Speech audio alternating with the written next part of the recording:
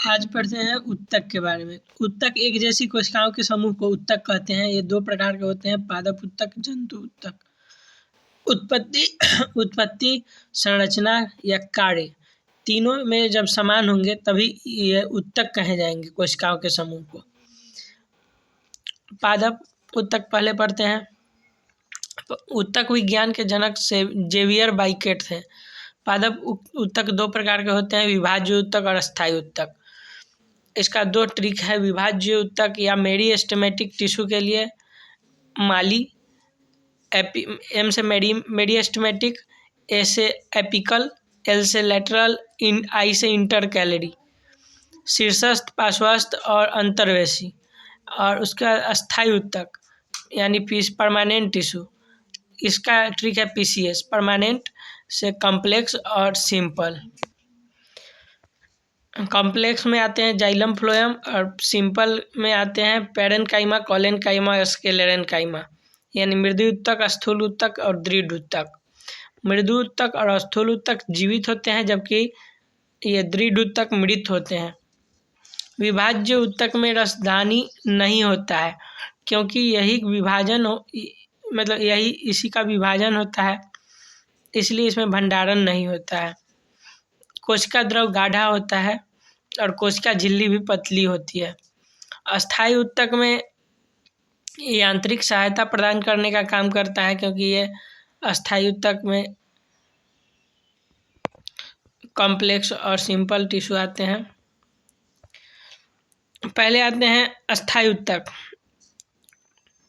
Apical meristematic tissue जो है या विभाज्य उत्तक तीन प्रकार के हैं। शीर्ष पर रहेंगे तो शीर्षस्थ विभाज्य उत्तक, और डंठल या तना के साइड में रहेंगे तो उसको पार्श्वस्थ विभाज्य उत्तक या लेटरल, और इंटरकैलरी का मतलब हुआ इंटरनोड में रहेंगे, वो इंटरनोड की लंबाई बढ़ाएंगे, उसको कहेंगे इंटरकैलरी मेरिस्टेमेटिक टिश्यू या अंतर्वेशी विभाज्य उत्तक।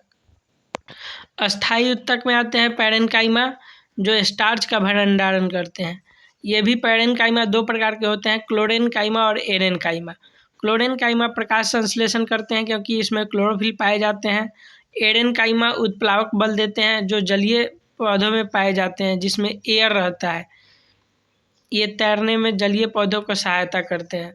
ये कोशिका के बीच स्थान होता है पैरेन्काइमा में। और कोलेनकाइमा दूसरा आता है। कोलेनकाइमा पत्तों के किनारों पर होते हैं जो लचीलापन देते हैं पत्तों को। कोनों पर मोटी होती हैं ये कोशिकाएं। और उसके बाद आता है स्क्लेरेन्काइमा, ये आंतरिक शक्ति देते हैं, नारियल के कवर में पाए जाते हैं। ये प्रायः मृत होते हैं और कोशिका भित्ति में लिग्निन पाए जाते हैं जिसके कारण ये मजबूत होते हैं। पत्तों के शिरा में पाए जाते हैं, मोटी होती है।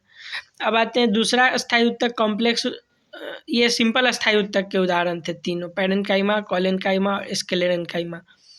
अब आते हैं कॉम्प्लेक्स यानी जटिल अस्थायी उत्तक। इसमें आते हैं जाइलम और फ्लोएम। जाइलम जल का संवहन करते हैं, फ्लोएम भोजन अर्थात फूड का संवहन करते हैं। फूड अर्थात प्लांट में ग्लूकोज ही प्लांट का फूड होता है। जाइलम जो है एक ही दिशा में नीचे से ऊपर की ओर गति करता है, जड़ से तने की पत्तियों तक पहुंचाता है जल को। और फ्लोएम जो है ये दोनों दिशा में गति करता है, ऊपर से नीचे भी आता है, जड़ों तक भी आता है और उसके फल पत्ती इस पार्ट पर भी आता है। इसलिए ये दोनों दिशा में गति करता है। जाइलम में वाहिका, वाहिनिका और पैरेन्काइमा और रेशा पाए जाते हैं। पैरेन्काइमा जीवित होते हैं, बाकी सब मृत होते हैं। जबकि फ्लोएम में चलनी ट्यूब, चलनी कोशिकाएं, साथी कोशिकाएं, पैरेन्काइमा और रेशा पाया जाता है जिसमें सभी जीवित होते हैं, सिर्फ रेशा मृत होते हैं। अब आते हैं जंतु उत्तक। जंतु उत्तक जो है ये चार प्रकार के होते हैं मुख्यतः: उपकला उत्तक, संयोजी उत्तक, तंत्रिका उत्तक और पेशी उत्तक। उपकला या एपिथेलियल उत्तक ऊपरी त्वचा को बनाता है। संयोजी उत्तक जो है ये रक्त, लिम्फ आदि को बनाता है। तंत्रिका उत्तक जो ब्रेन में पाया जाता है, नर्व सेल वाले उत्तक। पेशी उत्तक जो मसल्स में पाए जाते हैं। एक एक करके पढ़ते हैं। इपिथेलियल या उपकला उत्तक जो है ये 4-5 प्रकार के होते हैं। सल्की जो स्किन में पाए जाते हैं, एक परत होते हैं। स्तंभाकार जिनकी कोशिकाएं स्तंभ रूपी होती है, जो आंत में पाए जाते हैं भिलाई के रूप में। घनाकार जो लार ग्रंथि में पाए जाते हैं। ग्रंथिल जो ग्लैंड में पाए जाते हैं या ग्रंथि में पाए जाते हैं। पक्षमाभी जिसपे थोड़ा रेशा होता है उसको पक्षमाभी कहते हैं। ये इपिथेलियल या उपकला उत्तक के प्रकार थे। अब आते हैं संयोजी उत्तक। संयोजी उत्तक में तरल संयोजी उत्तक में रक्त और लिम्फ होते हैं, और घना संयोजी उत्तक या डेंस में हड्डी, उपस्थि, टेंडन और लिगामेंट होते हैं। टेंडन मांस को जोड़ते हैं मांस से, जबकि लिगामेंट हड्डी को हड्डी से जोड़ते हैं।